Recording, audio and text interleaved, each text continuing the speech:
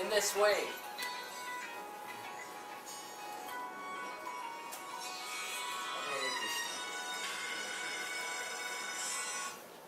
In this way, there are many different demigods, and they each have some function, some controlling function within the universe. But they're not supreme. They're called demigods. They're not the supreme God.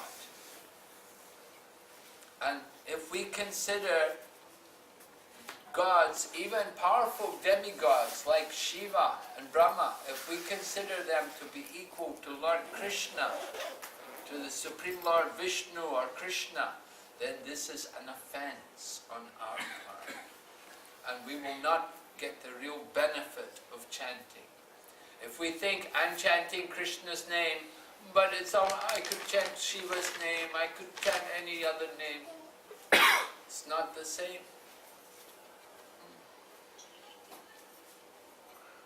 The third offense is to disobey the orders of the spiritual master. Spiritual masters are representatives of Krishna. And when they give us instruction, we should understand that instruction as being non-different from the instructions of Krishna. So, if we disobey the orders of the spiritual master, then it will not help us to develop our spiritual practice. So following the orders of the spiritual master is a necessary part of devotional service. We were hearing again this morning that the devotees are representative of Krishna.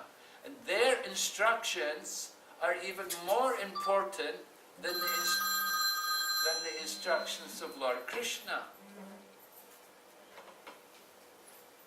And Lord Krishna gives more respect to his devotees. Lord Krishna actually told, he said, if someone says he's my devotee, he's not really my devotee. But if he's a devotee of my devotee, then he is my devotee.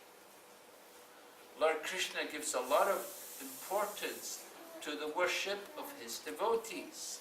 And we see that Lord Krishna himself worships his devotees. Lord Krishna would worship Sudama Brahman, he would worship the Brahmins when they came to visit him. So, it's not just worshipping them, but we have to accept their instructions.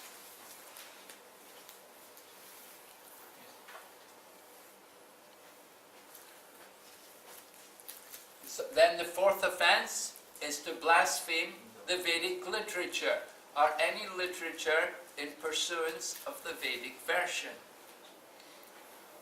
Now, the Vedas are very vast. They cover many different topics. And not all the Vedas teach about Bhakti Yoga. So we may think, oh, this book, this is no good, this is not teaching Bhakti Yoga, no, it's not good. But we shouldn't blaspheme them. Rather, we should recognize that not everyone is able or ready to take up Bhakti Yoga. Therefore, there are other books for different people. Some people, they have to do karma kanda activities. Some people they have to take up jnana yoga. Some people, they have to do meditation. They're not able to chant Hare Krishna. They're not able to worship Radha and Krishna. They're not ready for that. That's why there are other books, other Vedas, other sections of the Vedas for different people. We say different strokes for different folks, right? So different people, not everyone can do Bhakti Yoga. So according to their nature, people have to take up some kind of path, some kind of way. And if we criticize these other books, it's not good. Because the Vedas all come from Supreme Lord. They're God's creation, and we should respect them. We also point out that if we don't regularly read the books, it is also being offensive. Some people may keep the books, they have a nice bookcase, they keep the books, and then you go to look at it, and nobody ever opened the book. It's still got the plastic on it. Nobody opened the book. So it's nice that people buy the books and keep them at home, but we should also try to read them. I've been encouraging the devotees during my visit this time. I've been encouraging devotees that you should consider as a New Year's resolution, read one chapter a day of the Bhagavad Gita. Read one chapter, either you can read Sanskrit or Sanskrit and English, or you can read the whole thing, including the purport, according to how much time you have. Try to go through one chapter a day. At least you can read the translations. Prabhupada encouraged us to do this. He said if we read one chapter a day, then 18 days we'll finish the whole book. If you read the Bhagavad Gita maybe 5 or 6 times, you'll start to know Bhagavad Gita much better. And it's very valuable. The Bhagavad Gita is the ABC, or the essence of the Vedic knowledge. If you get a good understanding, a good grasp of the Bhagavad Gita, it will help you so much to understand the philosophy of Krishna consciousness. And it's very useful, very practical in our daily life. Bhagavad Gita is a book respected and worshipped all over the world. So, if we don't read these books regularly, that is also offending them. The 5th offense is to consider the glories of chanting Hare Krishna to be imagination. I will give you an example. Now, it is stated in the scriptures that by once chanting the holy name of Krishna, you can destroy unlimited amounts of sin. Now, one may hear this statement and think, oh, I don't believe it. It's not. How is it possible? You just chant Hare Krishna one time and you get rid of so much sin from many, many lifetimes. How is it possible? I don't believe. That's not possible. So if we think like that, that is an offense. The glories of chanting the names of God are described in the scriptures. And the chanting of the names of the Lord are very powerful. They destroy unlimited amounts of sin. But, as I said, there's quality in chanting. We have to chant the name purely, and then it will have real effect. If our chanting is not done properly, it won't have quite the same effect. But it is possible that by proper chanting of the holy name, it can destroy unlimited amounts of sin. The 6th offense is to give some interpretation of the holy name. To give an example, the word Krishna means black. We generally think of Krishna as being all attractive, but the word Krishna can also mean dark or black. So then we think black, something mysterious. So then we think something which cannot be known. So Krishna means something which cannot be known. This is giving some interpretation of the holy name.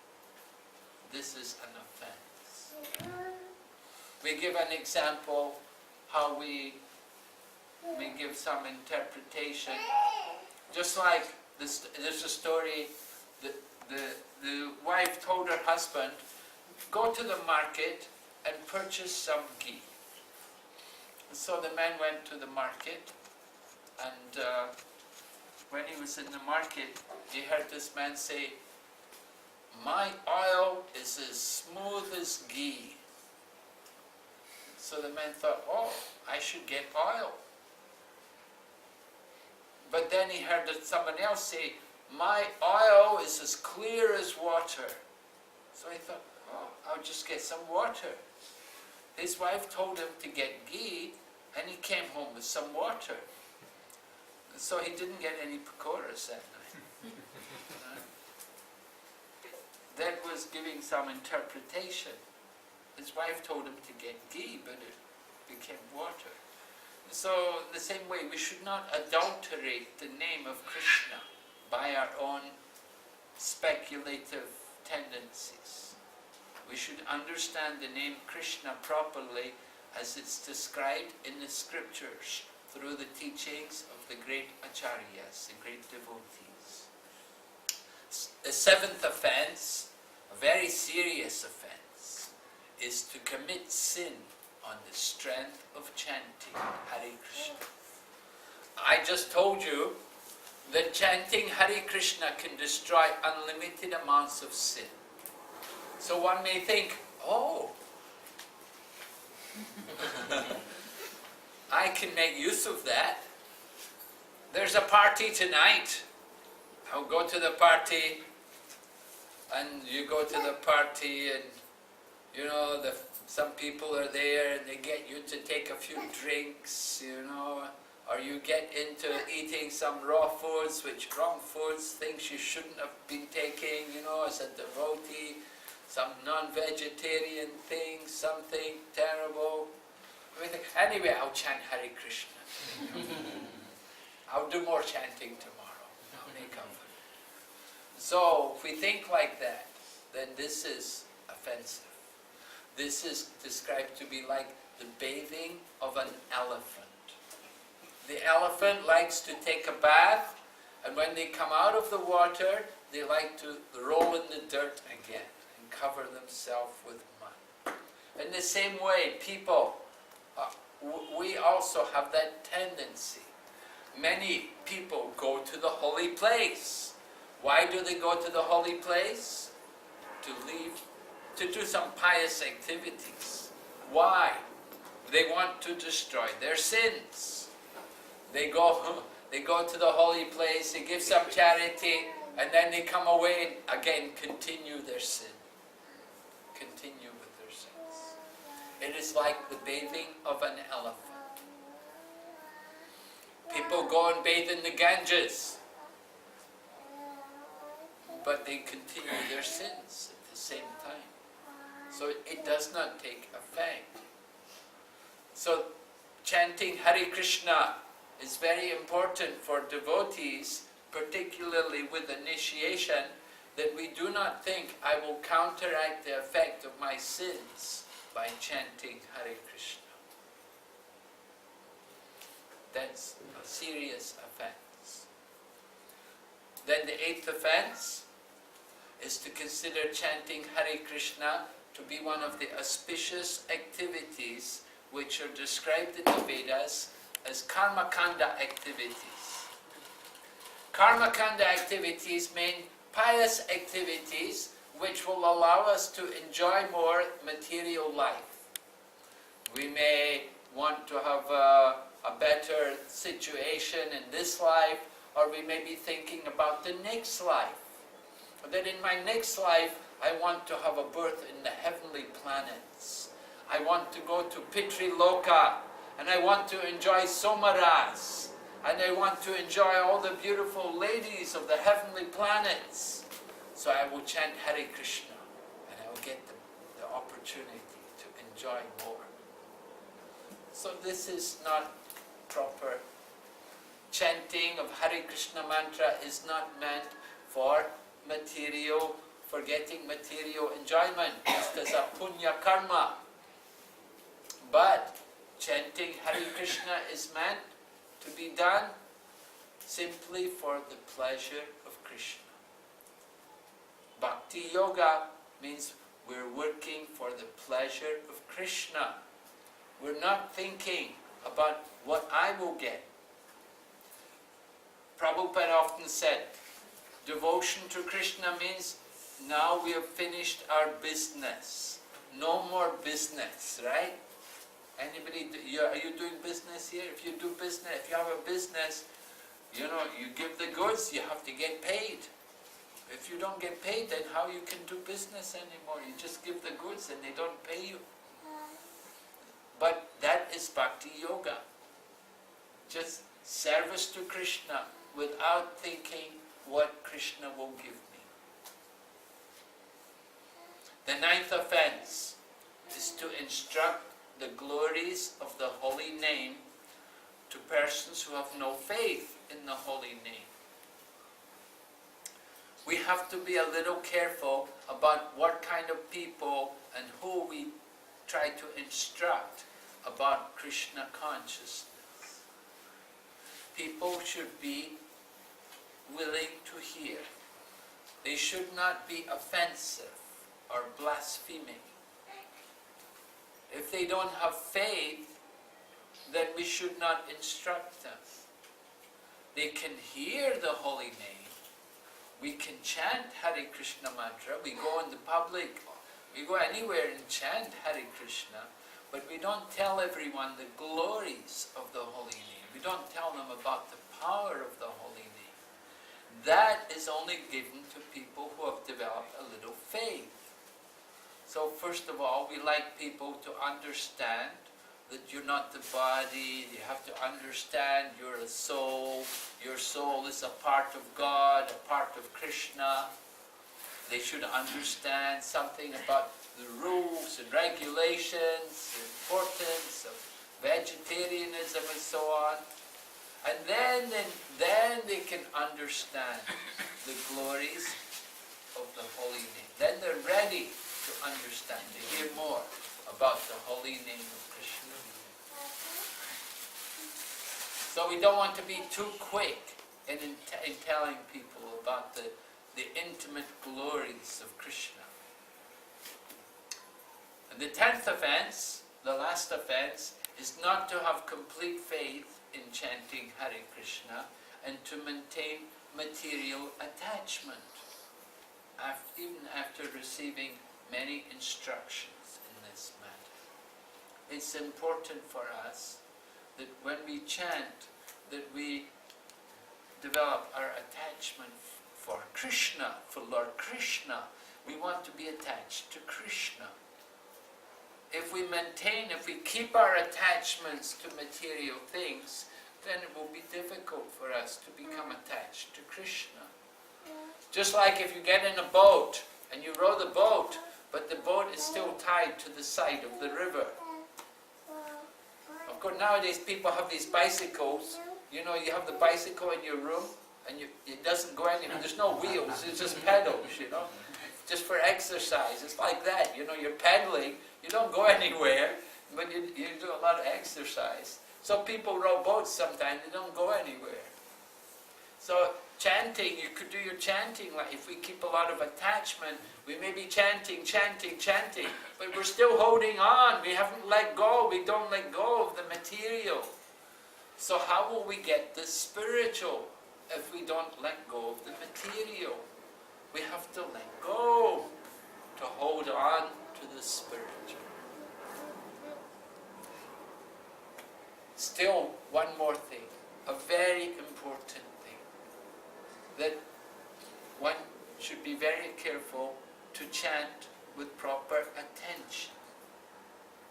If we're inattentive while chanting, then this inattention will be the cause of these offenses to appear in our chanting. What is the cause of inattention? One is maybe just lethargy, that we're just lazy about it. Maybe apathy, that we think, oh, it's not important, oh, it's not really worth the trouble, you know, why bother about it? Oh, everybody does this, oh, I have to do it. You know, we have this apathetic mood. So this kind of mood, this causes inattention in our chanting. And if we're not attentive in our chanting, then we will never get the desired result. What is the result? What result do we want to get? Krishna prem, right. We want to get Krishna prem.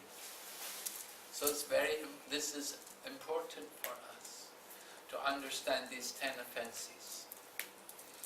I would also like to mention that Lord Chaitanya, I said that usually in the morning we like to recite Shikshastikam prayers. So in the Shikshastikam prayers, Lord Chaitanya has given us very important instructions in what should be our mood in chanting. There's one verse which is especially important and which is worshipped and remembered and meditated on by all the followers of Lord Chaitanya. Indeed, it is described in the Chaitanya Charitamrita, which is the classic book about Lord Chaitanya. It says that we should string this one verse on a thread and wear it around our neck for constant remembrance. Just as we have these kunti beads, these tulsi beads around our neck to remind us that we're devotees of Krishna, we're told we should put this verse and wear it on a thread around our neck. The idea is that we should remember this verse very intently. That verse is Trinadapi Sunichena Tarori Vasahishnuna Amanena Manadena Kirtaniya Sadahari. Kirtaniya Sadahari means always chant the holy name of Lord Hari. Lord Hari or Vishnu or Krishna, we should always chant the holy name. So Lord Chaitanya tells us what qualification we need to have in order to always chant the holy name. We may wonder why I cannot chant the holy name so much. Why am I not attracted to the holy name? So Lord Chaitanya says, he gives 4 principles which are very important to help us to develop that mood, that qualification to constantly chant the holy name. He said, first of all, we should consider ourselves to be lower than a straw in the street. Now a straw in the street is, a blade of grass, very insignificant. We should think of ourselves in that way. We should have an ego in proportion to our spiritual position, not in proportion to our material position. Rather, we should be in our spiritual position. Spiritually, we are all souls, and the soul is 1/10,000th of the tip of the hair, very small, very tiny, and we should think of ourselves also in that way. Then Lord Chaitanya said we should be more tolerant than a tree. Trees are very tolerant. They give many things for the benefit of others. Their fruits, their flowers, their leaves, their sap, their roots, everything they're offering for the service of others. Trees provide shelter, they provide fuel. People can cut them down, the tree will never protest. Lord Chaitanya is instructing, if we want to chant the holy name continually, we should be more tolerant than the tree. Tolerant like a tree, right? So it's a good example for us to remember, because tolerance is something which is often lacking. But in order to develop proper taste for the name, we have to cultivate this kind of tolerance. Taste for chanting Hare Krishna takes some tolerance. You have to be willing to practice. And then Lord Chaitanya said, Amanena manadena means we should be willing to give respect to others and not expect any respect for ourselves. Offer all respect to others and don't be anxious to be respected yourself. These are the 4 principles by which we could develop more taste for chanting the holy name of Krishna. think of ourselves as very small, insignificant. Be tolerant like the tree. Offer respects to others, everyone, and do not be anxious to be respected ourselves. Then, when we have that kind of qualification, then it's much easier to chant the holy name. So chanting of the holy name, this is a process for this age, Kali Yuga. Actually, Lord Chaitanya quoted a verse from scriptures which said, there's no other way. It's not by karma, not by yoga, not by jnana, but only by chanting the holy name. If we chant the holy name, then we can quickly get progress in our spiritual life and we can achieve love of God. Okay? Hare Krishna. Hare Krishna. Are there any questions? Any of you would like to ask any question? Any questions? Yes, Prabhu? Ninth offense says that you start Krishna somebody knows a lot. But Ratnamaru says that Jara Dekha Tare Ka Krishna Pare. So if one day they are saying you will start everybody what Krishna Master says. But in this case, the ninth offense says that those who are not interested in Krishna, don't tell them. But it will be offensive to tell these things to them. Yes. Yes. Good question. Lord Chaitanya said, wherever you go, whoever you meet, you should tell them about Krishna. Lord Chaitanya gave this instruction actually to one Brahmana in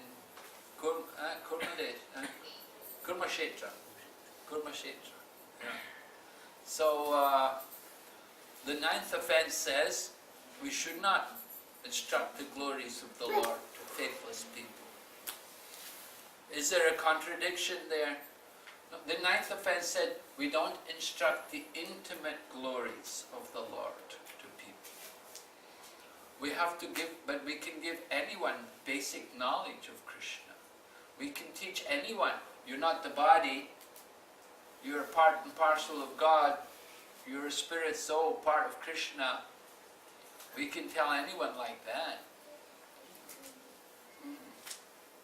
We can tell anyone, chant the holy name, but we don't tell them the intimate glories of the holy name. We can tell them to chant the name, but we won't tell them everything about the holy name. And certainly we won't tell them about Krishna's pastimes, Radha and Krishna, Krishna and Vrindavan with the gopis and so on like that. This is intimate. These kind of things are not for everyone. But basic knowledge, that you should control your senses, you should control your mind, these kind of things, we can give that kind of knowledge to everyone. That is also giving them Krishna, awakening them to understand the knowledge of Krishna.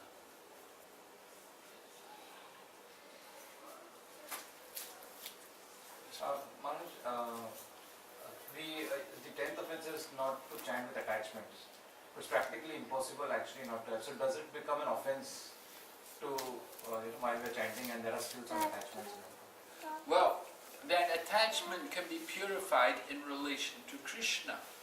If our attachment is in relation to Krishna, then there's no problem. If we see everything in relation to Krishna, that if we're thinking, yeah, this is mine, but if we understand, well, this is what I use in my service for Krishna. We have to purify our consciousness. We shouldn't be thinking that this is for I am this body, and this is my, these things are all for my sense gratification. But if we think that this is what I use for my service to Krishna, then there's no attachment. That is pure attachment. Right?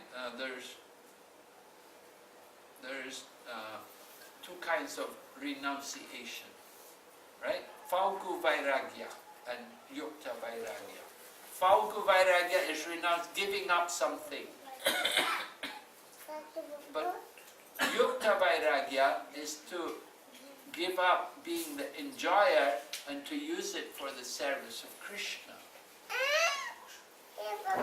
So the attachment has to be purified by proper understanding. Then there's no problem. If we are thinking this is mine for my enjoyment, this is illusion, this is ignorance. But if we understand this is given to me by Krishna, by the grace of Krishna, I should use it for the service of Krishna, then there's no problem. Yeah, attachment, there has to be some kind of, just like we say sense gratification. There has to be some sense gratification. The scriptures give the example like salt. If there's no salt, then there's no taste. There has to be some salt in the food to give taste.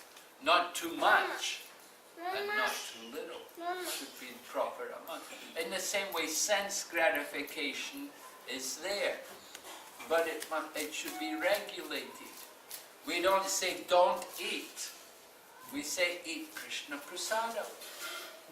Right? You have to have some home, you have to have somewhere to live. So you think of your home also as a temple. Put Krishna's picture there and worship Krishna. Then in this way we use everything in the service of Krishna. And you have a job. Yeah, that job also is your service to Krishna. Internally we should think like that your work and everything you're doing, that it's not just because of attachment, but you're doing it for Krishna. But because you have a job, you're able to worship Krishna, you're able to buy fruits and flowers and offer to Krishna, and you have a nice home and you can give Krishna a nice place to sit. And we don't think of the home as being my home, but we think it's Krishna's home and I'm here to serve him.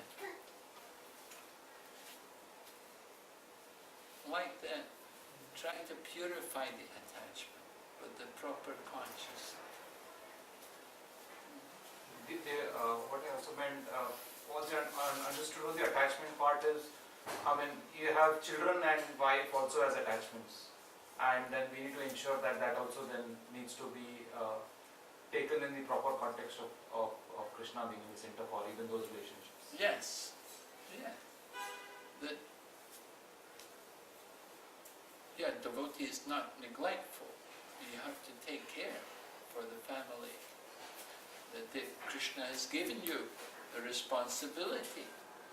By the arrangement of Krishna, you have a wife, you have children. They are also parts and parcel of Krishna. They are also devotees, and you have a duty to them to take care of them and make sure they're happy and keep them in Krishna consciousness. So that's not material. Doing the 10 offences, you also listed the importance of following the instructions of the Guru.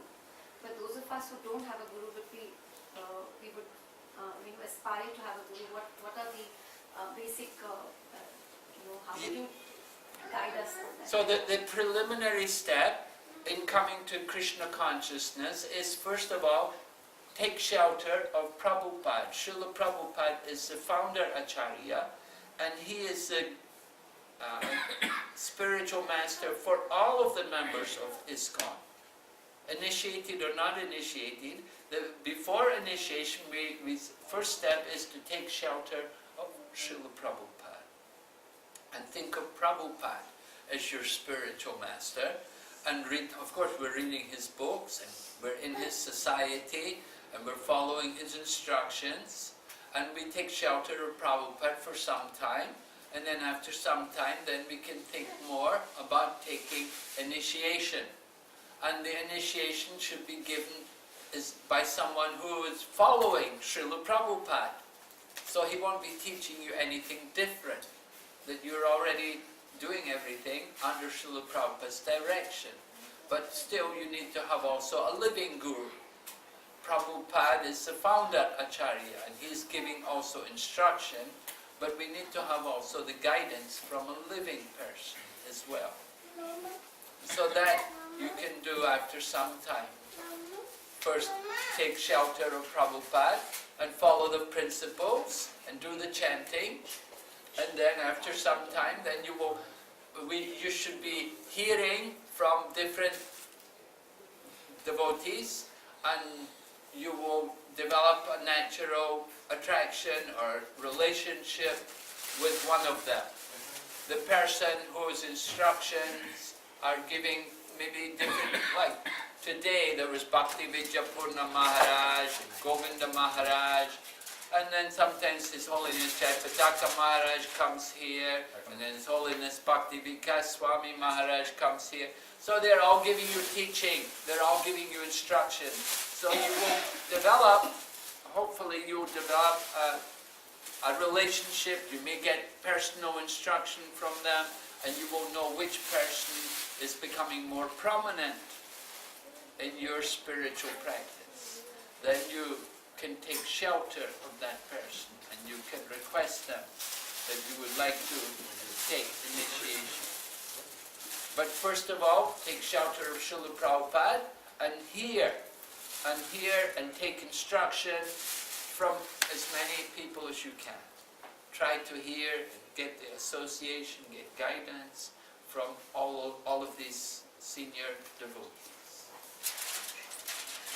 Hare Krishna. Any other question? Yes, Prabhu? Oh, okay.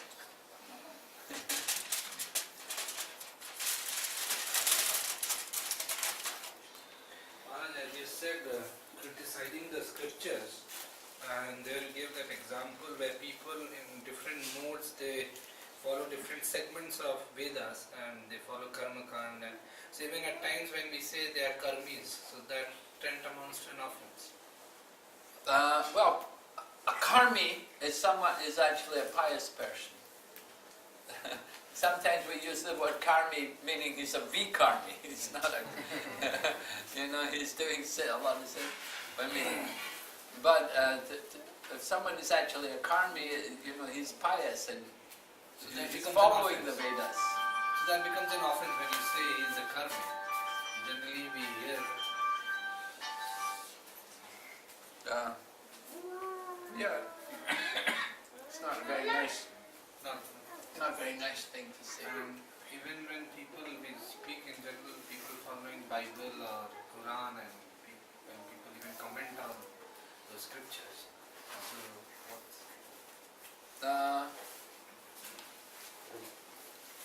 Generally, we're tolerant. We're not against other religious traditions. The Krishna consciousness movement is non-sectarian. And we accept that the absolute truth is contained within all the revealed scriptures. Whether you follow Christianity or Islam or Buddhism or Hinduism, whatever. Okay.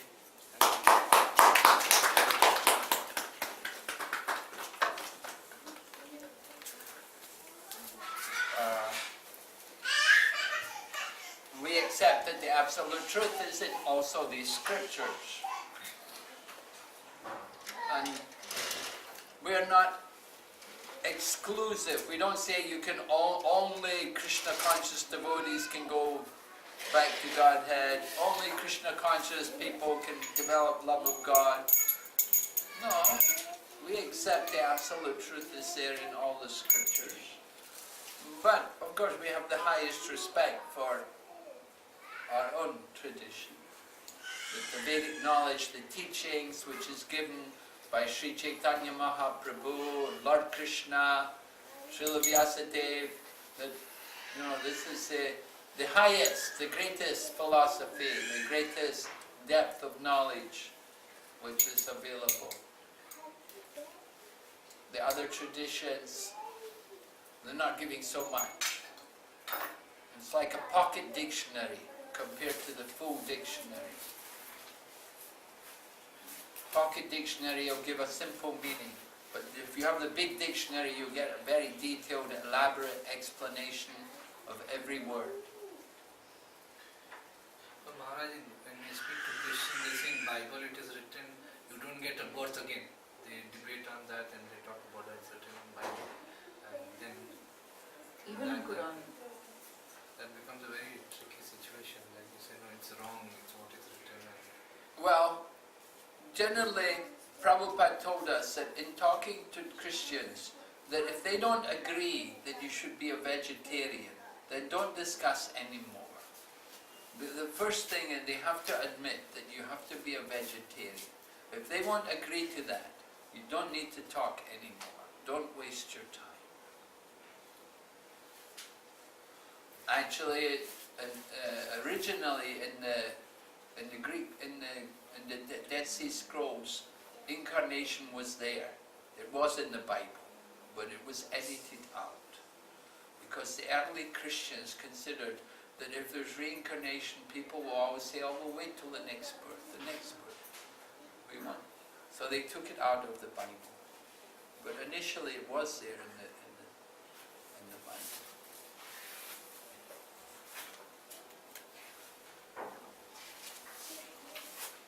But it's easy to waste a lot of time arguing with people.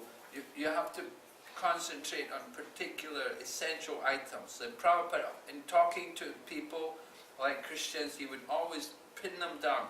Do you agree you should be a vegetarian? You have to be a vegetarian. If they wouldn't agree, don't talk anymore. Don't discuss any other points.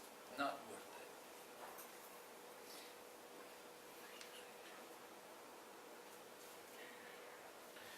And even Maharaj, you said one of the four principles, the peaceful nature, more tolerant than a tree. Yes. And it's very difficult to practice that. And like a tree, how to cultivate that, but whether that is also applicable in your material life. No, we're not talking about material life. We're talking about spiritual life. Spiritual life. Devotee's life is spiritual. We said this tolerant like a tree is the qualification to chant the holy name constantly. If somebody's chanting the holy name constantly, that is not material life. That is spiritual life. Right, so all these principles, the four primary principles, to be applied in our spiritual life. And in the material life, based on condition, we... For devotee, there is no material life.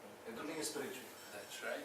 But again, material in the sense you are working at a place, you are working at a workplace. You cannot apply that, as you said, applying that principle.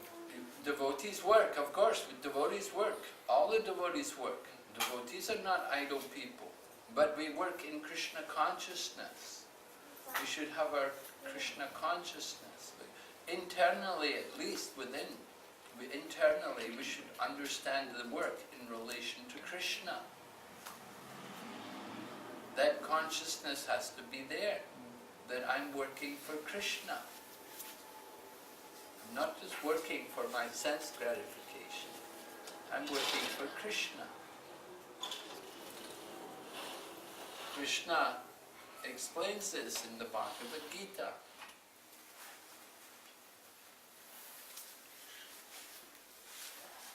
Even your material work, even your office work. Yes, it's not material. If you're in Krishna consciousness, a devotee in Krishna consciousness they also work. But they work in Krishna consciousness. They go to the office, they go to job, factory or what, but they see it all in Krishna, in terms of Krishna consciousness. I think that is the trick. Because even in office when you're working, if you're thinking that this is for Krishna, then whatever issues come around and whatever people talk bad about you, it's just in context. You don't take care, you don't bother.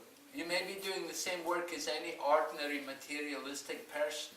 It's not the work which determines who's a devotee. It's a consciousness. The consciousness is important. We have to understand internally, at least, that I'm working in this job because it's my karma. Krishna has put me into this situation, and I'm using the results of this work for my service to Krishna. think of your work as material. It can be, in the morning you chant Hare Krishna, in the evening, and also in the daytime you can also eat prasadam. So Krishna consciousness can be there in the course of your work. Just like Arjuna had to fight. Arjuna's work was not material. Fighting the battle of Kurukshetra, it's not material. Krishna told him to remember me and fight. So he says, Karmani evadikaraste mapaleshu kadachana. You have a right to perform your duty, but you are not entitled to enjoy the result of your work. Never be attached to not doing your duty, and never consider yourself to be the cause of results. So in this way Krishna is describing karma yoga, but karma yoga is also a part of bhakti yoga. Do your duty, work. It's not material if you're working for Krishna. And actually everything is Krishna's. Everything comes from Krishna. So for a devotee, there is no material world. If you are in Krishna consciousness, there is no material world. It is our material vision to think of the material world. Everything is spiritual if we are in Krishna consciousness. Your home is spiritual. The food is spiritual. Your car is spiritual. If you use it for Krishna's service. Your money is spiritual. Money. Sometimes people, money, I don't want to touch money. Money's material. Prabhupada said, give it to me. I can count it better than any bank teller. And I will spend it all for Krishna. Yeah? I won't waste a penny. We'll use it all for Krishna's service. So, it's not the item, not the commodity which is material, it's how we think of it. Are we thinking of it for sense gratification, or are we thinking of it in relation to Krishna's service? So the consciousness has to be there. This is for Krishna's service. And so, with your work, it starts with your work. Have the right mood, the right attitude. If you're thinking, oh, this is material, then you won't be very happy, you won't be satisfied in your work. You'll be miserable, you'll be depressed. But if you're working for Krishna, you'll be satisfied, you'll be happy. Yeah? And even Maharaja, maybe, as Mahaprabhu said, Jive Swarupa Nitya Krishna Das. What would be the deeper meaning of it to understand? Well, deeper meaning is, that's our constitutional position, it doesn't change. That we're always Krishna's servants. He wants us to give up this idea of being the master. We're thinking, due to false ego, we're thinking I'm the proprietor. This is mine, belongs to me. This is for my enjoyment. But Lord Chaitanya is telling us we're all servants. The duty of the servant is to serve, to give service to the master. Krishna is the master, we are the servant. Our duty is to give service.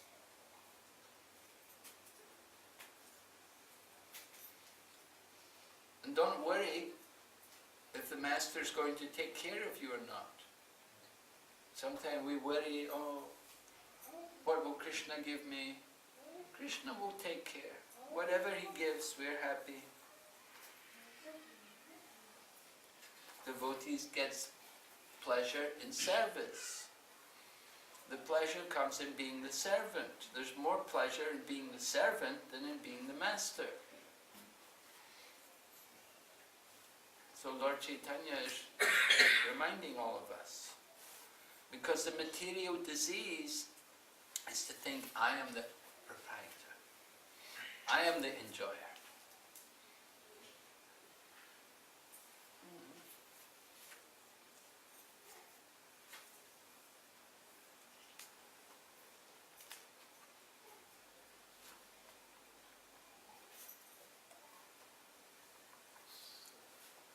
Any other question? Yes, ma'am. Prabhu, while chanting, the mind keeps wandering. So many different thoughts come. Yes. And it is so difficult to concentrate on the Harinam. Mhm. How best can we improve on that? Well, one way is by loud chanting. Loud. Another way is more chanting. Another thing is to chant early in the morning. Most people, they do the chanting later in the day. But actually the best time to chant is early in the morning. Wake up early in the morning hours, even maybe before the children are up or anything, you do the chanting. It's a good way to start the day. First do the chanting. When the mind is fresh after a good night's rest, then you can concentrate better. But if you leave the chanting till the later in the day, then so many other things are there in the mind. It's difficult to focus. Yeah. So the japa period in the temples in the morning, they have japa every morning, right after Mangal Arati. Usually between 5 and 7. Those are good times to chant. The auspicious time of the day is called Brahma Muhurta. Means 1.5 hours before the sunrise. So devotees, and not only a devotee, you see all the religious traditions take advantage of that time of the day. The Islam, they have the morning prayer, early morning prayers. You can hear them 5 o'clock or something. And then the Buddhists, they also get up very early. If you go to a Buddhist temple, you'll see every morning, 4 o'clock they get up. And similarly our devotees. It's because everyone knows that is the best time for concentration of the mind. So if you can do that, that's, you know a difference. Do the chanting. Maharaj, how we can plan to progress from Nama Apara to Nama Abhas? What we should do and what should be the plan? Well, we should recognize what our offenses are and take care to avoid them. Right? If we're offending the Vaishnavas, then we should start serving the Vaishnavas. We should start praising them. If we're being inattentive while chanting, then we should start chanting with more attention. We should pray to Krishna, help me control my mind. And we should make an effort to do more chanting, or to chant earlier in the morning. And that will help us to come to the Namabhas.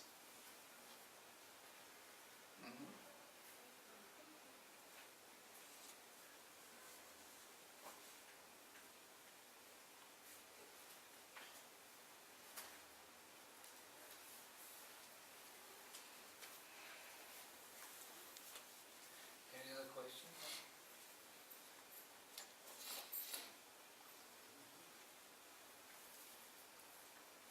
These are good questions, all very practical questions. Very nice. Thank you. Very nice of you to ask such good questions. Yes. Maharaj, I have one more question. Uh-huh. Maharaj, a lot of times, I mean, it's said that this offense that we do while we're chanting, we're not attentive. It is supposed to be the worst kind of offense. Now, most of the times when we are beginners and we are still practicing, there are a lot of times when we are doing our chanting that we are inattentive. Now, what is the effect of that particular inattention? Even though we are trying not to be inattentive, but we still become attentive. And is it that if we are very inattentive, it's better to stop chanting rather than not chanting? No, not true. It's never better to stop chanting. You should keep chanting, but we should correct the mentality. If we know we're being inattentive, we should try to become attentive, but shouldn't give up chanting. Offensive chanting is better than not chanting. Even better than not chanting. Because if you're chanting offensively, then you may attract the attention of a devotee, and he may come and give you instruction and help you to improve in your chanting. So,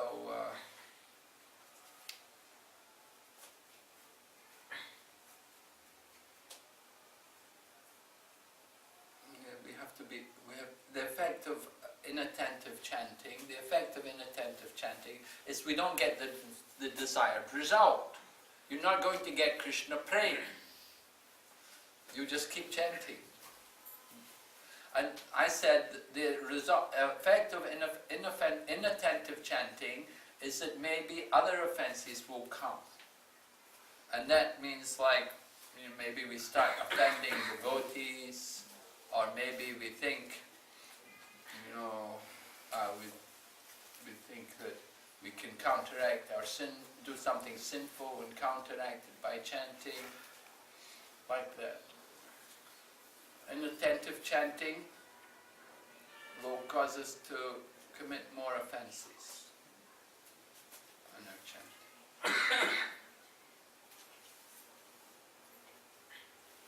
We're not going to get Krishna prema, we're not going to get the goal, not going to make any progress with inattentive chanting. But we should keep chanting. Because it's like a cycle actually. Because when we begin off, we always are beginning with with inattentive chanting. Now, what I understand by you saying is, in the beginning, actually, people tend to be more attentive while chanting. When they're new, in the beginning, they're often very attentive, but after some time, they become inattentive. In the beginning, when we're new, we're very respectful to devotees. But after we get to know devotees sometimes, then, we think, then we become critical. So, you have to be careful. Maharaj, what is the single most important ingredient, the most important ingredient that makes the chanting most effective? The most important ingredient is devotion for the Supreme Lord. Thank you. Yeah, that you have love for the Lord. And where do you get that love from? You will get that love from the devotees, because it's the devotees who have love for the Lord. So from their association, they can give love for the Lord. We don't get that love for the Lord ourselves. It didn't just come from nowhere. It came from the devotee. It was in their heart, and they gave it somehow into our heart. So association with devotees is very important. Yeah, because that's where we get the devotion. That's where we get the love. Okay, Hare Krishna. Thank you very much. Srila Prabhupada ki jai.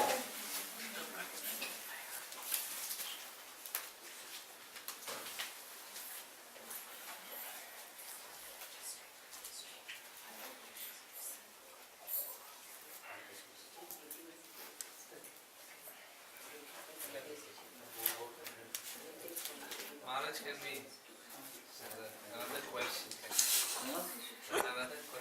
Another question? Yeah? On my wife, she is asking on deity worship. How to improve deity worship? How to improve your deity worship? Well, deity worship, what's important is cleanliness and punctuality.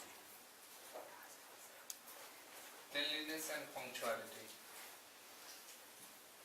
External, internal, and punctuality.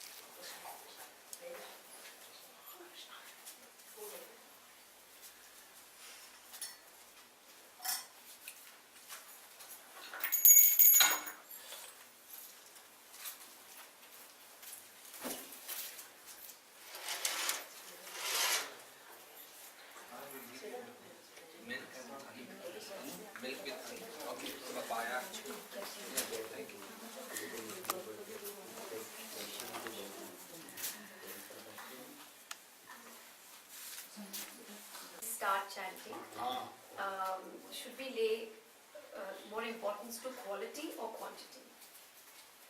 Well, both are important.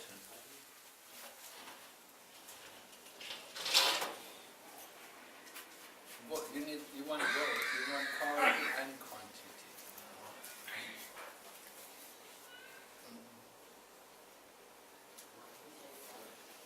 One more I- question. I can't tell you one over the other because they're both important. There's a quantity. Prabhupada told us 16 rounds minimum. That's for initiation. At least 16 rounds.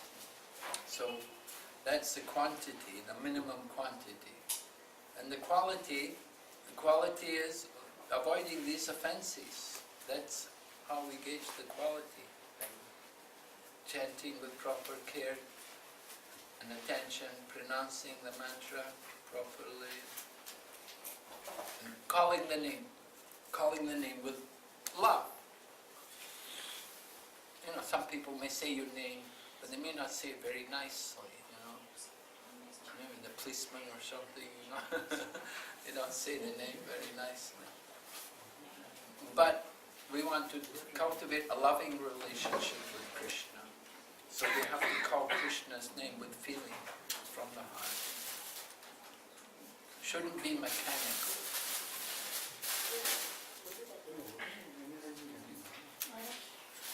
For this developing the bhav or the mood for chanting, the reading is also very important. Prabhupada's books or Bhagavad Gita, Bhagavatam. Yes. Yeah, the reading will help you to improve the bhava. I said if we don't read the books regularly, we won't be able to develop that same mood. Yeah. The reading is. Yeah.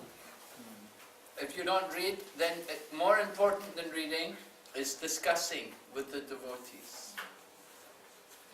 Prabhupada said that's even more important than reading on our own.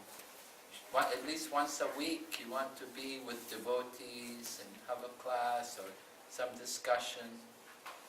One person explain, somebody and you can ask questions, discuss.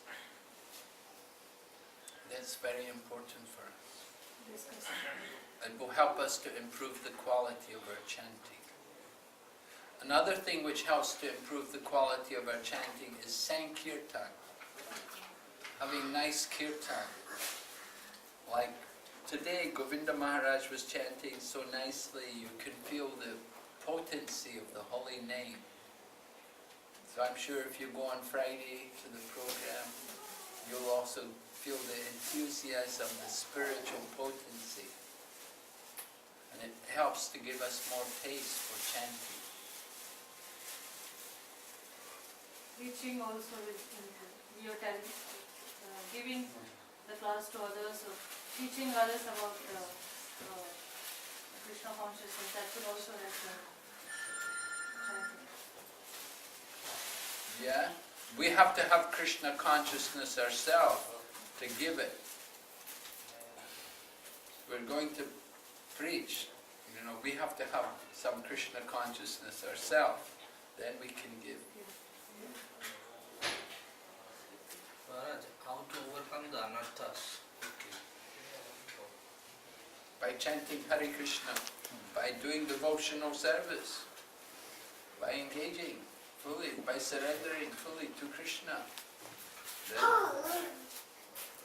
get rid of all the anarthas.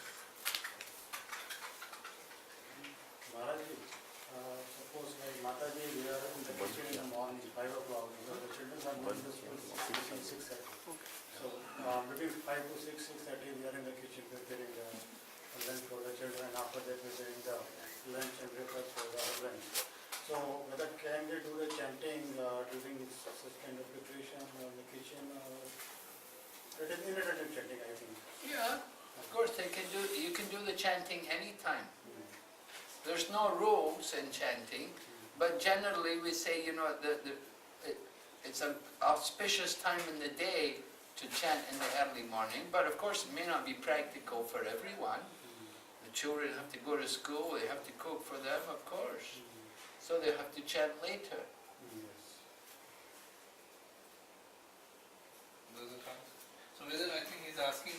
chanting while cooking in the morning, whether that will fall under the prescribed number of rounds. Yeah, yes. Whether if a person has got a quota of 8, whether that should be considered. No, I think not. That is what Is that what he's asking? Is that yeah, then basically it will not count in the 16 rounds. No, no, it doesn't count in the 16 rounds. They can chant, but they can't chant on their beats Yes. because they've got to use their hands to Yes. cook. Some people also, they do their chanting while they're driving also. Yes, driving, walking. Yeah. Yeah.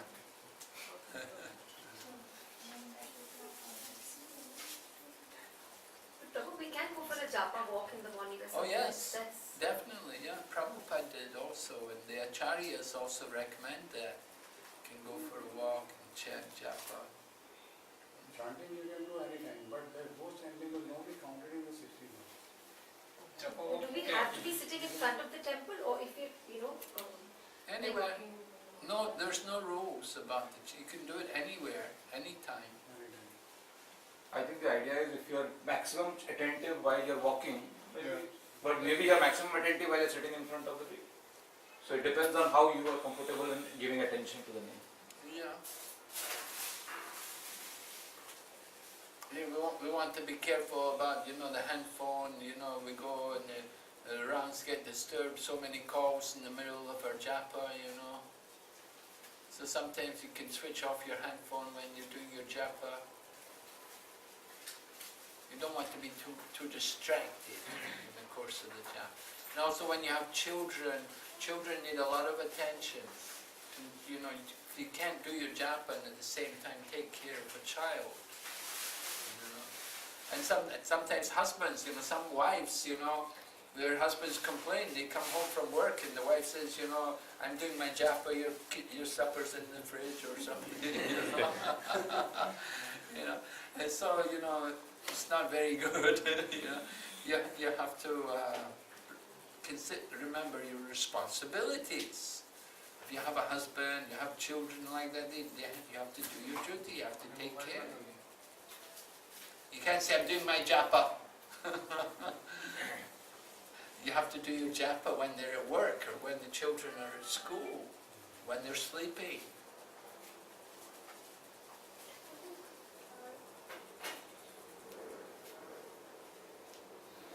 when we close? Thank you.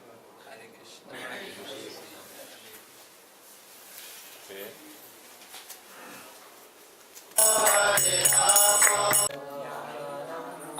Adyagan mahad akyanam Naityam Vishnu Janapriya Hare Guna Shiptamati Bhagavan Bhadarayani Adyagan mahad akyanam Nityam Vishnu Janapriya Hare Guna Shiptamati Bhagavan Bhadarayani Adyagan Mahad Akyanam Nityam Vishnu Janapriya. Translation. Srila Sukadeva Goswami, son of Srila Vyasadeva, was not only transcendentally powerful, he was also very dear to the devotees of the Lord. Thus he underwent the study of this great narration, Srimad Bhagavatam. You can repeat. Srila Sukadeva Goswami, son of Srila Vyasadeva, was not only transcendentally powerful, he was also very dear to the devotees of the Lord. Thus he underwent the study of this great narration. Srimad Bhagavatam. Purport by His Divine Grace, A.C. Bhaktivedanta Swami, Srila Prabhupada. According to Brahma Vivarta Purana, Srila Sukadeva Goswami was a liberated soul even within the womb of his mother. Srila Vyasadeva knew that the child after his birth would not stay at home.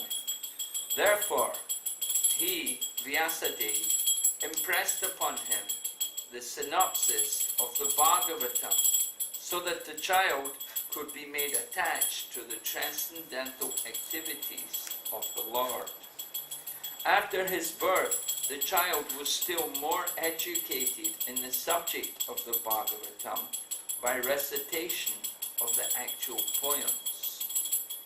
The idea is that generally the liberated souls are attached to the feature of impersonal Brahman with a monistic view of becoming one with the Supreme Whole. But by the association of pure devotees like Vyasadeva, even the liberated soul becomes attracted to the transcendental qualities of the Lord. By the mercy of Sri Narada, Sri Vyasadeva was able to narrate the great epic of Srimad Bhagavatam, and by the mercy of Vyasadeva, Srila Sukadeva Goswami was able to grasp the import.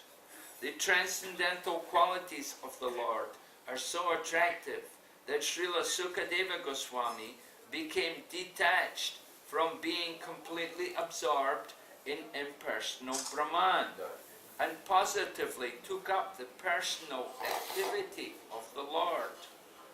Practically, he was thrown from the impersonal concept of the Absolute, thinking within himself that he had simply wasted so much time in devoting himself to the impersonal feature of the Supreme.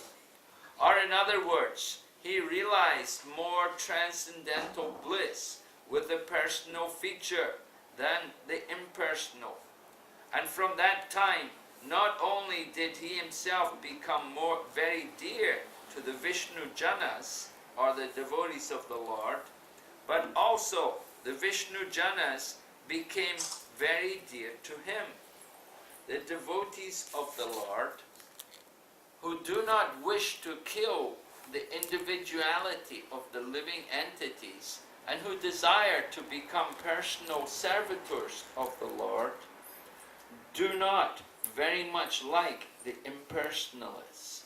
And similarly, the impersonalists who desire to become one with the Supreme are unable to evaluate the devotees of the Lord. Thus, from time immemorial, these two transcendental pilgrims have sometimes been competitors. In other words, each of them likes to keep separate from the other because of the ultimate personal and impersonal realizations. Therefore, it appears that Srila Sukadeva Goswami also had no liking for the devotees. But since he himself became a saturated devotee, he desired always the transcendental association of the Vishnu Janas. And the Vishnu Janas also liked his association, since he became a personal Bhagavata. Thus, both the son and the father were completely cognizant of transcendental knowledge in Brahman, and afterwards both of them became absorbed in the personal feature of the Supreme Lord. The question as to how Sukadeva Goswami was attracted by the narration of the Bhagavatam is thus completely answered by this sloka. Om Ajnana Timirandasya Gyananjana Shalakaya Chaksur Militam Nena Tasmai Shri Gurave Namaha Vanchakalpatarubhyascha Kripa Sindhu Bhayevacha Patitanam Pavanebhyo Vaishnavibhyo Namo Namaha. Jai Shri Krishna Chaitanya Prabhu Nityananda Shri Advaita Gadadhar Srivasadi Gaur Bhaktavinda Hare Krishna Krishna Krishna Hare Hare Hare Rama Rama Rama Hare Hare. So we're hearing how Sukadeva Goswami became changed from how he gave up his impersonal and his attachment to the impersonal Brahman, and how he became a devotee of the Lord. It came about by the mercy of his father, Srila Vyasadeva, that while he was still within the womb, Srila Vyasadeva took the opportunity to recite the Srimad Bhagavatam, so that the child within the womb could hear the glories of the Lord. Now it is sometimes surprising that one who is attached to the impersonal Brahman could give up the impersonal Brahman and become devotees. As Srila Prabhupada explains, sorry. Huh? With your permission, we can go one by one. Yeah. We're hearing the history how Sukadeva Goswami became attracted to take up devotional service. तो हम यहाँ पर सुन रहे हैं कैसे श्री सुखदेव गोस्वामी आकर्षित हुए भक्ति की तरफ. Initially he was attached to the impersonal Brahman. पहले वो आसक्त थे निराकार ब्रह्मन से. So it came about by the mercy of his father Vyasadeva, who spoke Srimad Bhagavatam while Sukadeva Goswami was still within the womb. तो ये सब इसलिए संभव हुआ उनके पिताजी शिला व्यासदेव की कृपा से, जिन्होंने भागवतम बोला जब सुखदेव गोस्वामी अभी तक अपने माँ का उदर में थे. So we should understand the importance of ladies who are carrying a child within their womb. It's very important for them to hear the glories of the Lord. तो इससे हमें इस बात का महत्व समझना है कि जो स्त्रियां के पेट में अब बच्चा है, तो उनके लिए कितना जरूरी है भगवान के बारे में सुनना. Similarly, Prahlad Maharaj, while still within the womb of his mother, he also heard from Narada Muni. इसी प्रकार से प्रहलाद महाराज भी जब अपने माता के उदर में थे, तब उन्होंने नारद मुनि से सुना था. We may be surprised, how is it the child could understand when he's still within the womb? But the process is not material, it's a spiritual process. हम ये सुन के आश्चर्यचकित हो सकते हैं कि जब अभी तक बच्चा उदर के अंदर है तो कैसे ये शास्त्र समझ सकता है, लेकिन ये तो भौतिक दृष्टि से नहीं है, क्योंकि ये तो आध्यात्मिक है. In the purport, Srila Prabhupada described how there is competition between the two schools of philosophy, the personalists and the impersonalists. यहाँ पर तात्पर्य में शिला प्रभुपाद जी बताते हैं किस प्रकार से भेद रहता है दोनों निराकारवादी और जो भगवान के आकार का अर्चना करते हैं उनमें. We do not associate with each other very well. We're not usually able to get along very well. ये दोनों आपस में एक दूसरे से अच्छे से नहीं मिलजुल कर सकते हैं, जो निराकारवादी और जो भगवान के रूप आकार का अर्चना करते हुए. We know as devotees we give attention to where we associate. We should not associate with non-devotees. तो जो भक्त हैं वो इस बात का बहुत ध्यान देते हैं कि वो किसके साथ संग कर रहे हैं. वे अभक्तों के साथ संग नहीं करते. Sri Chaitanya Mahaprabhu gave personal instruction to Mukunda. One of his followers, Mukunda Datta, was in the habit of going to many different places and hearing from them.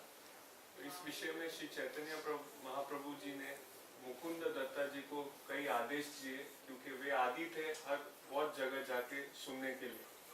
Lord Chaitanya at one point had said, I don't want to see his face again. I won't see him for many, many births. तो एक समय श्री चैतन्य महाप्रभु ने कहा, मुझे मुकुंद दत्ता का चेहरा नहीं देखना है, मैं काफी जन्म तक उनको नहीं देखूंगा. Of course, later on Lord Chaitanya forgave him and allowed him to again come, but he instructed him to be very careful where he goes and who he associates with and who he hears from. लेकिन कुछ समय बाद तो फिर चैतन्य महाप्रभु ने उन्होंने अपने मुकुंद दत्त को वापस अपने संग में लिया, परंतु ये उपदेश दिया कि हमको बहुत सावधान रहना है, हम कहाँ जाते हैं और किससे सुनते हैं.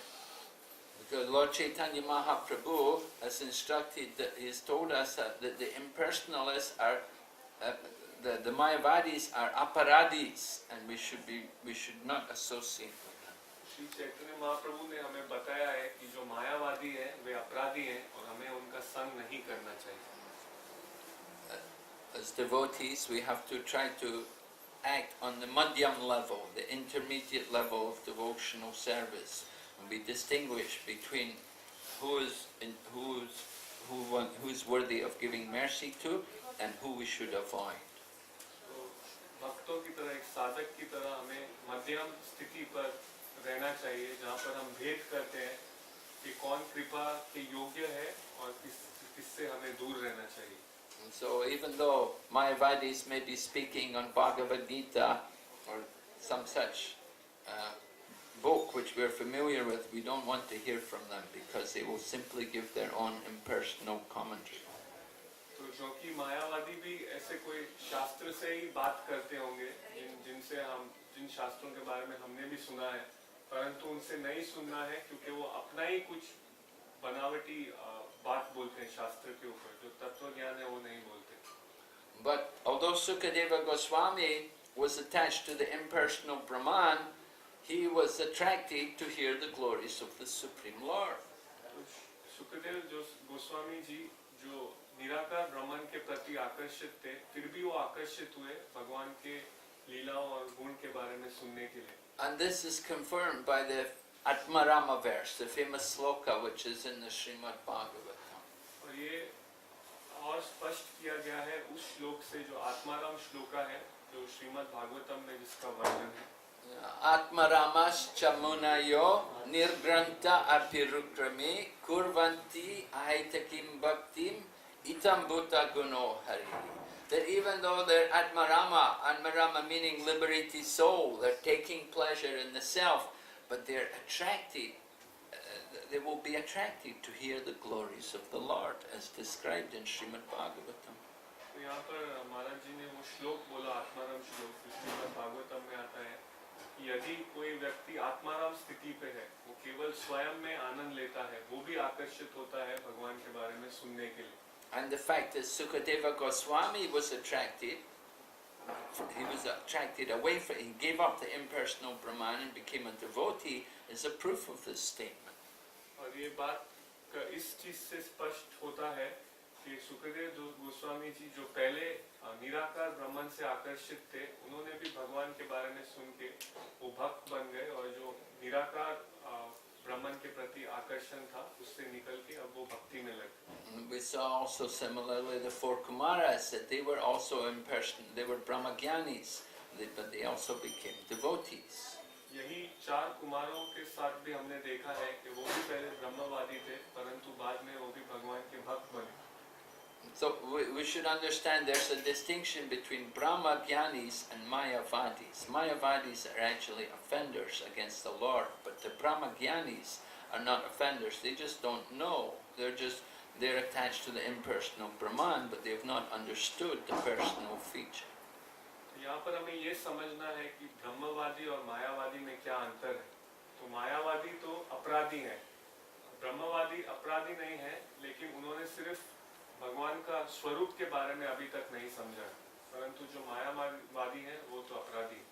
The Mayavadis, they will see Krishna has a material body. Krishna comes in this world, he comes from the impersonal Brahman and he takes a material form. So that's a blasphemy, that's an offense against the Lord. जो मायावादी है वे कहते हैं कि भगवान श्री कृष्ण को भी भौतिक शरीर है, तो जब वो इस पृथ्वी पर आते हैं वो भौतिक शरीर में आते हैं, तो इस प्रकार से वो भगवान के प्रति अपराधी हैं.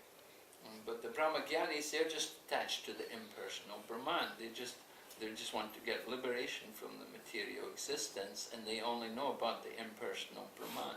और जो ब्रह्मवादी हैं वो भगवान के निराकार ब्रह्मन से आकर्षित हैं और उनका लक्ष्य यही रहता है कि कैसे इस भौतिक जगत से मैं मुक्त हो जाऊं. But they do not deride the form of the Lord. But वो पर वो भगवान के रूप का निंदा नहीं करते. We see in relation to the cursing of the four of Jai and Vijay that the four Kumaras said they had heard about the personal feature of the Lord from their father Brahma, but they were not able to understand properly until they actually met the Lord. तो चार कुमार जय विजय से कहते हैं कि उन्होंने ब्रह्मा जी से, उनके पिता से भगवान के रूप के बारे में सुना था, लेकिन वे उसे समझ नहीं पाए थे जब तक वे स्वयं भगवान से मिले. So as soon as Sukadeva Goswami became a devotee, then he became very dear to all the other devotees, and the devotees were also dear to him. जैसे ही सुखदेव गोस्वामी जी भक्त बने, वे सभी भक्तों के लिए प्रिय हो गए और भक्त भी उनके लिए प्रिय हो गए. So we said that the change in heart, there was a change in heart for Sukadeva Goswami.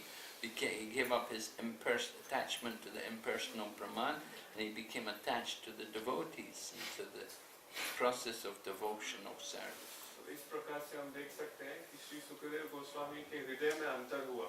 उन्होंने जो निराकार ब्रह्मन से आसक्ति थी, वो छोड़ के अब वो भगवान के भक्त बने. Devotees take pleasure in each other's association. It is stated in Srimad Bhagavatam, Satam prasangam amavirya sambido bhavanti ritkarana rasayana kata. Topics of Lord Krishna, when heard in the association of devotees, are very pleasing to the ear and to the heart. तो भक्त दूसरे भक्तों के संग में आनंद लेते हैं, और भागवतम में जो श्लोक है जो महाराज जी ने कहा, सताम प्रसंगम ममवीर्य संविदो, कि जब भक्त आपस में मिलके संग में भगवान का गुणगान करते हैं और उनके बारे में कथा करते हैं, तो बहुत संतुष्टि देता है भक्त को. So Sukadeva Goswami, he was able to come at the cursing of Maharaj Parikshit, and because of his education, because he'd already been educated by his father Vyasadeva in the glories of the Lord, so he could properly guide Maharaj Parikshit and instruct him and prepare for leaving this world. तो जो महाराज परीक्षित को श्राप मिला था कि उन्हें जो 7 दिन में शरीर छोड़ना होगा, तो उस विषय में सुखदेव गोस्वामी उन्हें सही उपदेश दे पाए कि क्या करना है, क्योंकि उन्होंने अपने पिताजी श्रीला व्यासदेव से सुना था. So because he has a great father, it's a great fortune for him that the father was able to give him that education. तो ये उनका भाग्य था कि उनके पास एक अच्छा पिता था जो उन्हें दिव्य ज्ञान दिया, जो पिता ने उनको. Though we may not have, our father may not have been such a great soul, but we have also spiritual master, the spiritual teachers, and they can give us that same opportunity. तो शायद हमारे पास ऐसा पिताजी ना हुआ हो जिसने हमको ऐसा शास्त्र के बारे में ज्ञान दिया हो, परंतु गुरु होता है जो हमें शास्त्र के विषय में ज्ञान दे सकता है. So the Srimad Bhagavatam is full of the glories of the Lord, and it's not meant for the impersonalists. They take pleasure in discussing Vedanta Sutra. They're not so much interested to discuss the glories of the Lord. जो भागवतम है वो भरा हुआ है भगवान के लीला और कथा के वर्णन में, इसलिए यहाँ ये भागवतम पढ़ा जाता है भक्तों द्वारा. जो निराकारवादी है वे भागवतम नहीं पढ़ते, वे तो पढ़ते हैं वेदांत सूत्र. In Chaitanya Lila, when Sri Chaitanya Mahaprabhu went to Benares, and he was chanting and dancing in the streets of Benares, and the other Mayavadi sannyasis there would criticize him that he does not come with us to discuss Vedanta Sutra. He has become a sentimentalist.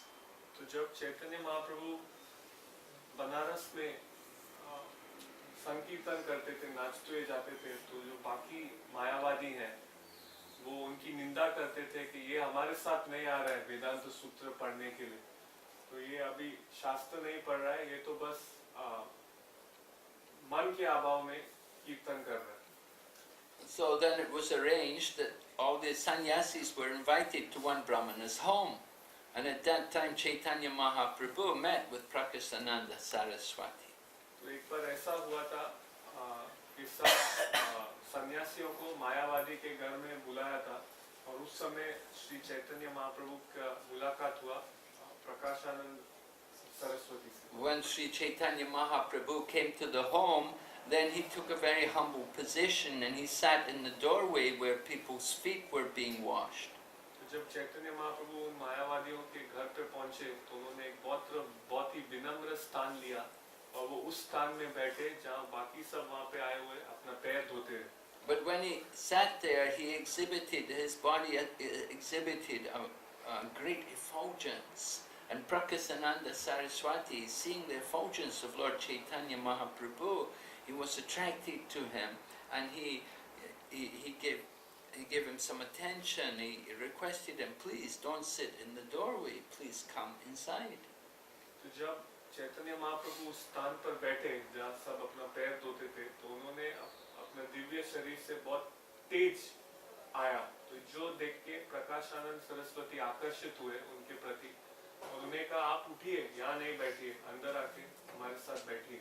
So Prakasananda Saraswati, because he did a little service for Chaitanya Mahaprabhu, he got some Agyata Sukriti. And that Agyata Sukriti gave him the opportunity to get more association with Lord Chaitanya. तो क्योंकि इस प्रकार प्रकाशानंद सरस्वती जी ने कुछ सेवा किया भगवान श्री चैतन्य महाप्रभु के लिए, उन्हें सुकृति प्राप्त हुई और उस सुकृति के कारण आगे उन्हें और संग मिला श्री चैतन्य महाप्रभु का। So Prakasananda Saraswati wanted to know why you're a sannyasi, you're also initiated in the Shankara Sampradaya. Why you don't associate with us and study Vedanta Sutra? Why are you just chanting like this?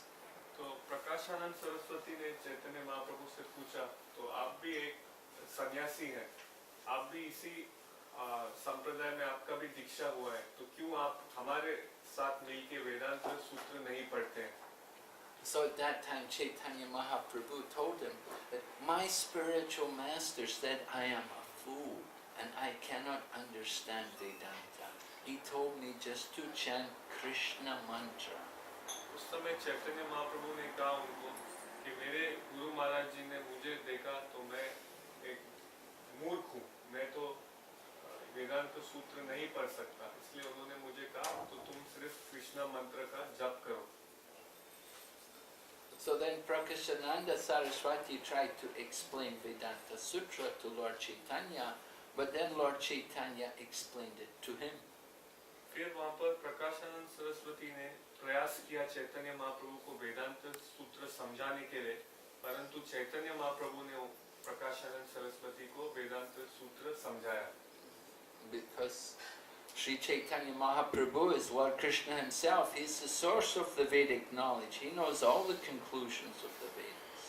क्योंकि श्री चैतन्य महाप्रभु तो स्वयं भगवान कृष्ण है और उन्हीं से सब वेदांत आता है, तो वेदांत सूत्र का अंत क्या है वो तो उनको पता है। Vedanta Krit Vedavid Eva Chaham. By all the Vedas I am to be known. I am the author and I am the compiler of the Vedas. So Lord Chaitanya, he knows everything about Vedanta Sutra.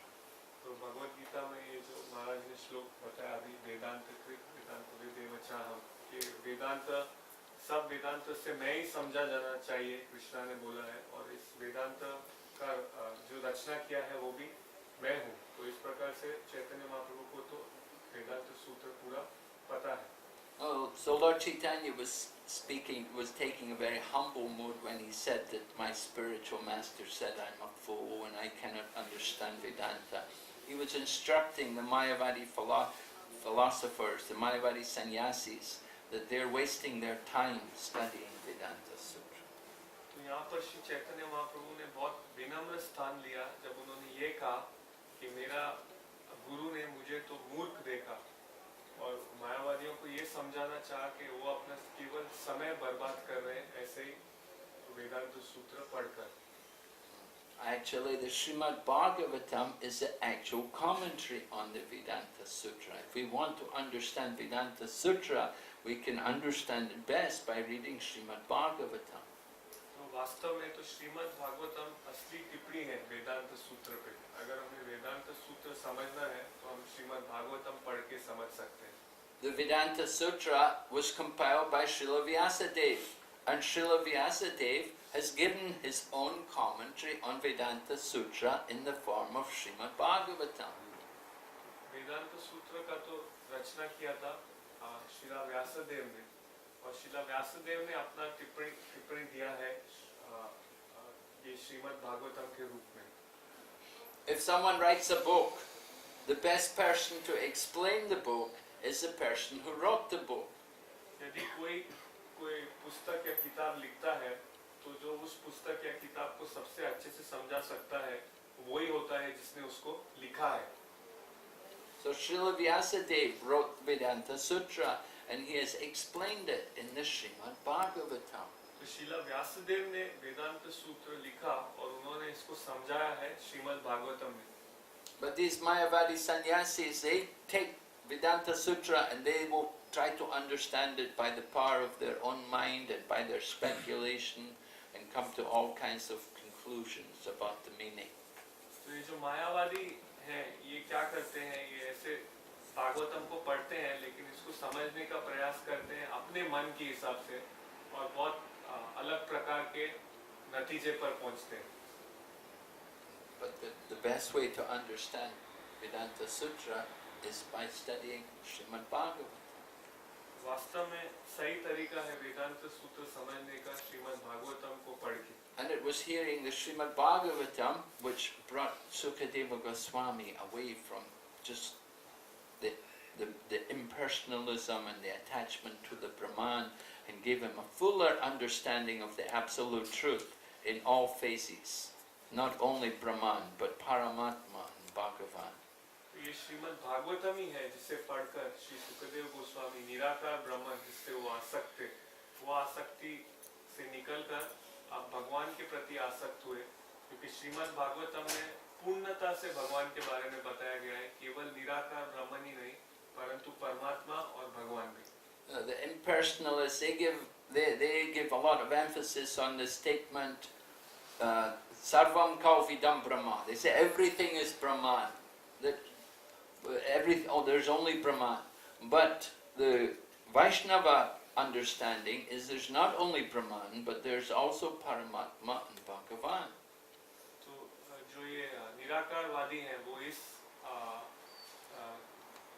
बात पे बहुत जोर देते हैं जो शास्त्र में हमें मिलता है सर्व खलम इदम ब्रह्मा, ये सब कुछ ब्रह्मा है. परंतु वैष्णव को ये समझ में आता है कि सब कुछ ब्रह्मन नहीं है, उसके आगे परमात्मा भी है और भगवान भी है. Stated in Srimad Bhagavatam, Vedanti tat tadvam vidam tadvam yajnanam advayam brahmeti paramatmeti bhagavaniti shabhyate. Learned transcendentalists who know the absolute truth call this non-dual substance as Brahman, Paramatma and Bhagavan. Shrimad Bhagavatam में ये श्लोक आता है वेदांत ब्रह्मेति परमात्मेति भगवानेति शब्दयते, कि जो वाकई में शास्त्र के बारे में ज्ञान है जिसको, वो जानता है कि भगवान को तीन तरीके से समझा जा सकता है. पहला है तो निराकार ब्रह्मन, फिर परमात्मा और फिर भगवान. So it's not wrong to know the Brahman, but Brahman is not the complete realization of it. It's only one part of the absolute truth. ब्रह्मांड समझने में कुछ गलत नहीं है, लेकिन ये समझना कि ब्रह्मांड पूर्ण है वो गलत है. वो सिर्फ एक हिस्सा है भगवान को समझने के लिए. We give the example, the blind man massaging the elephant, and one man is massaging the leg of the elephant. He said, what is it like? He said, like a big tree. एक उदाहरण दिया जाता है, एक अंधा व्यक्ति एक हाथी का मसाज कर रहा है, तो उससे किसी ने पूछा तो बताओ हाथी कैसा है, तो क्योंकि वो हाथी का सिर्फ पैर पकड़ के मसाज कर रहा है, वो तो बोलता है हाँ हाथी तो एक स्तंभ या खंबा जैसा है. And somebody else is at the side of the elephant and said, oh, it's like a big wall. तो कोई हाथी का एक तरफ है, एक पेट के तरफ मसाज कर रहा है, तो वो दबा के उसको पूछा हाथी तो कैसा है, हाँ हाथी तो दीवार के जैसा है बोला. And somebody else has got the trunk of the elephant. He said, no, it's like a hose. Or तो किसी को हाथी का सूंड मिला, तो तो वो उसको बोलता है ये तो एक पाइप का होस पाइप रहता है ना, हाथी ऐसा होस पाइप की तरह है. And somebody's got the ear of the elephant. He said it's like a fan. It's like a big fan. किसी को हाथी का कान मिला है हाथ में, वो बोलता है नहीं हाथी तो पंखा जैसा होता है. So they're all describing different parts of the elephant. They're not wrong, but they're only telling about one part of the elephant. तो ये सब हाथी के विभिन्न अंग के बारे में बता रहे हैं. वो गलत नहीं है, परंतु ये भी समझना है तो वो सिर्फ उस एक अंग के बारे में बता रहे हैं, पूरा हाथी के बारे में नहीं. So the impersonalists, they're only talking about the Brahman. They don't know about the other features of the Lord. इसी प्रकार से जो निराकारवादी है वो केवल निराकार ब्रह्मन के बारे में बता रहे हैं, भगवान की उसके आगे की अवस्था के बारे में वो नहीं बता रहे. But the devotees understand all the different features. परंतु भक्त को तीनों के बारे में पता रहते हैं. So by the mercy of a devotee, the impersonalists can also become devotees. तो एक भक्त की कृपा से निराकारवादी भी भक्त बन सकता है. But they have to be willing to hear. They have to be submissive. Often they won't hear. They will challenge. They'll argue, and we won't get anywhere. परंतु वे बहुत बार सुनने के लिए तैयार नहीं होते. हम कुछ उनको बोलेंगे तो उसके विपरीत सिर्फ तर्क वितर्क करने के लिए रेडी रहते हैं, तो उससे कुछ फायदा नहीं होगा. So we give them the holy name of Krishna, and we give them Krishna Prasad. इसलिए हम उन्हें भगवान श्री कृष्ण का शुद्ध नाम देते हैं और कृष्ण प्रसाद देते हैं. And try to elevate them in that way. इस प्रकार से उनका उद्धार करने का प्रयास करते हैं. Okay, Hare Krishna. Srimad Bhagavatam ki jai. Bizonyos Bhakti Nash, Vidyash, Bhakti Maharaj ki. Srila Prabhupada ki.